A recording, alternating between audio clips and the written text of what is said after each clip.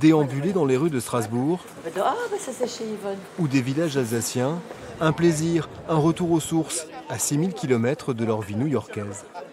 Il y a aussi un art de vivre, il y a un plaisir de vivre qu'on n'a plus le temps, forcément, de faire attention quand on est à New York, puisque tout se passe très très vite. On estime à plus de 500 les Alsaciens de New York, communauté soudée, réunie en association depuis 150 ans.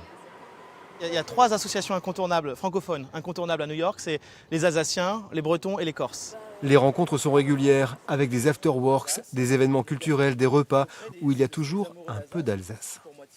La langue, la gastronomie, tout à fait, les costumes de temps en temps, quand on peut, lorsqu'on a même des artistes qui viennent. Oui, bien sûr, on essaie d'avoir notre petite Alsace à New York quand c'est opportun. La perspective d'un marché de Noël alsacien à New York enthousiasme donc les expatriés. L'idée n'est pas nouvelle, avec une première incursion en 2014.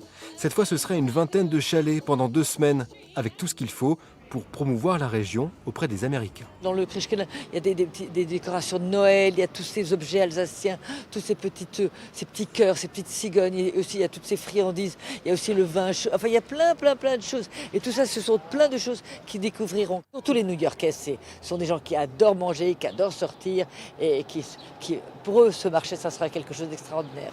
La décision devrait être prise en septembre. Il faut trouver des partenaires et des financements, car installer un marché sur le Madison Square Park n'est pas gratuit.